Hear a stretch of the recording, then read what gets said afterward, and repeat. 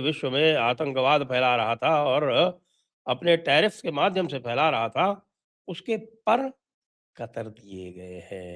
America की जो supreme court है उसने मेजर रूलिंग दी है और स्ट्राइक डाउन कर दिया है कि जो प्रेसिडेंट ट्रम्प के जो स्वीपिंग टैरिफ्स थे, जो भारत का जो ट्रेड डील था वो खिंचता ये यहाँ तक पहुंच गया। जो भारत के ऊपर जो 18% टैरिफ भी लगा हुआ है वो भी खत्म हो गया अपनी कंट्री में। इस समय इनके कंट्री की हालत क्या है कि इनके अपने स्टोर्स खाली पड़े हैं, अमेरिकन इकोनॉमी डाउन जा रही है। ट्रम्प चाचा सिर्फ ये देखते हैं कि फायदा क्या है मेरा। रिसेंट इतलात के मुताबिक 8.6 बिलियन डॉलर्स की एक डील सामने आई है जिसमें इन्होंने इजराइल से बहुत सा इक्विपमेंट बाय किया है और बहुत सी चीजें पाइपलाइन में हैं, बहुत सी चीजें फाइनलाइज हो चुकी हैं। पार्टी में भी ये ट्रम्प के इस कारनामे पर सहमति नहीं है, क्योंकि जो रिपब्लिकन जजेस थे 6 वो भी 3-3 बट गए। कॉन्स्टिट्यूशन कहता है कि टैक्स लगाने की पावर कांग्रेस के पास है और tariff is a tax. How can United States be at war with all the countries? United states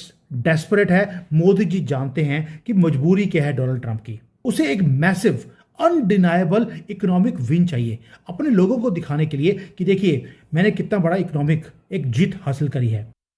नमस्कार दोस्तों, कल अमेरिकन कोर्ट ने एक ऐसा फैसला लिया है जिससे ट्रम्प का जितना भी आतंक था पूरे दुनिया भर में और ट्रम्प खुलेआम अन्य देशों को धमका रहे थे टैरिफ को लेकर, उसे अब पूरी तरह से इल्लीगल घोषित कर दिया गया है अमेरिका के कोर्ट द्वारा। यानी कि ट्रम्प ने जो भारत पर 25% की टैरिफ लगाए हुए हैं उसे पूरी तरह से रद्द करके 10% कर दिया गया है। उसने भी भारत अब ट्रम्प से ज्यादा एग्रेसिवली बात कर सकता है क्योंकि अब ट्रम्प भारत पर 10% से ज्यादा टैरिफ नहीं लगा सकता है। यानी कि भारत बिना कुछ किए ही ट्रम्प से यह टैरिफ वॉर पूरी तरह से जीत चुका है और अब ट्रम्प काफी ज्यादा बौखलाए हुए भटक रहे हैं क्योंकि अब ट्रम्प सरकार को इतने दिन जो इलीगल टैरिफ लगाए थे वो पैसा भी वापस करना पड़ेगा। चलिए इसी पर आगे पाकिस्तानी मीडिया का रिएक्शन देखते हैं। अमेरिका की जो सुप्रीम कोर्ट है उसने मेजर रूलिंग दी है और स्ट्राइक डाउन कर दिया है कि जो प्रेसिडेंट ट्रम्प के जो स्वीपिंग टैरिफ्स थे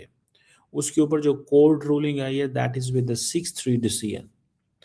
अच्छा, अमेरिका के अंदर जिस तरह एडमिनिस्ट्रेशन जो है वो एडमिनिस्ट्रेटिव ब्रांच काम करती है और जिस तरह 1 साल 2-3 महीने हो गए हैं ट्रम्प पूरी इंडिया अमेरिका के अंदर ऑपरेट कर रहे थे, वहाँ पे जुडिशरी ऐसे ऑपरेट नहीं करती। वहाँ पे जो एग्जेक्टिव करती है उसने करना ही करना है। क्यों?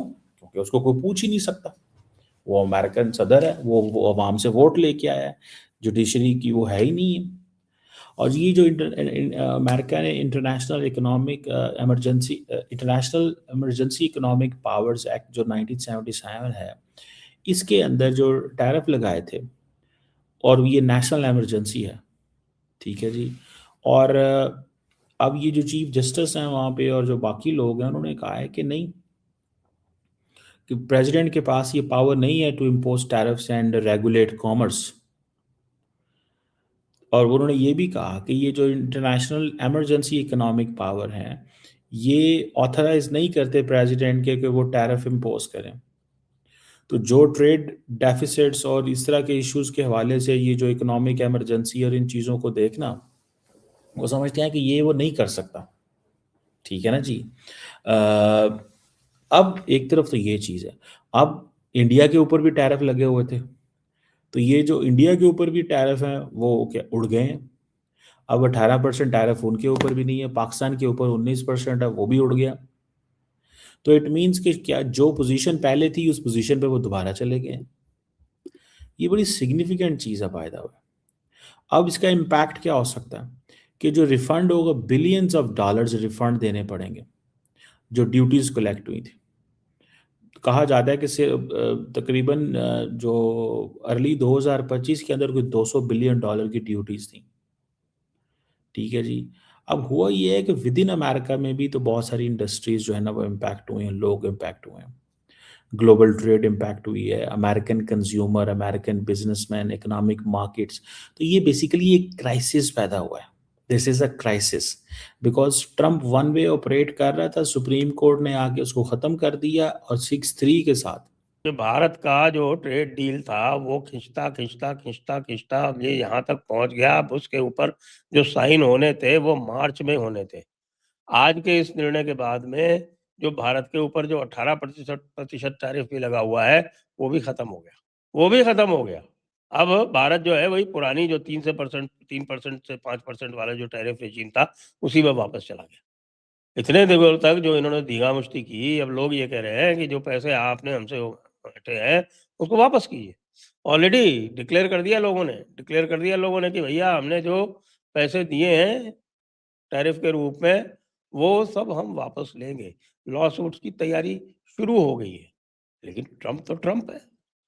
वो कैसे अपना जो इतना इन्होंने जो ग्लोबल पावर कब्जे में कर लिया था अपने, पूरी दुनिया को थर्रा रहे थे, रोज जैसी मर्जी आती थी बस इंडिया और पाकिस्तान को रोज डींगे हाँकते हैं कि मैंने धमकी दी कि मैं 200% टैरिफ लगा दूंगा, तो दोनों लोग जो है वो रास्ते पे आ गए और उन्होंने समझौता कर लिया।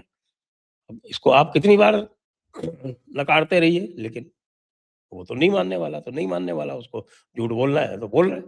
सभी कहते हैं कि वो झूठ बोलने में उस्ताद है। तो भारत को इससे एक बहुत बड़ा लाभ होने वाला है। वो लाभ ये होने वाला है कि जो पुराने जो डील चूंकि साइन नहीं हुई थी, इसलिए जो कोई भी इन्होंने अभी तक हमारे ऊपर टैरिफ लगाए हैं वो खत्म हो गए।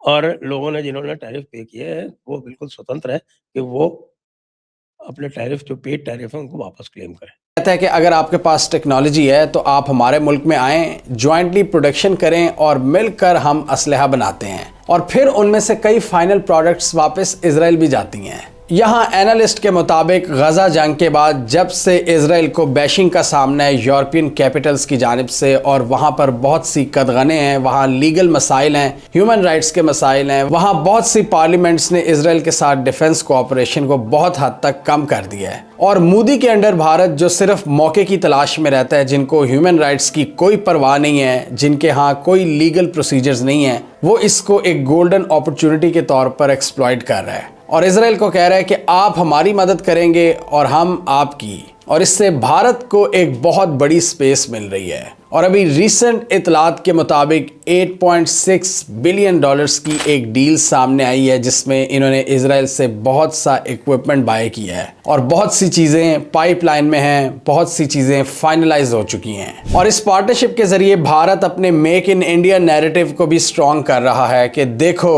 अब हम चीज़ें भारत में बना रहे हैं, डिफेंस और मिलिट्री इक्विपमेंट भारत के अंदर प्रोड्यूस होगा और पाकिस्तान पर इस्तेमाल किया जाएगा। एक रिपोर्ट के मुताबिक 2020 से लेकर 2024 तक भारत तकरीबन 21 बिलियन डॉलर्स का असलहा बाय कर चुका है इजराइल से। और अब फोर्ब्स इंडिया के मुताबिक ये एक 8.6 बिलियन डॉलर्स की नई डील सामने आई है।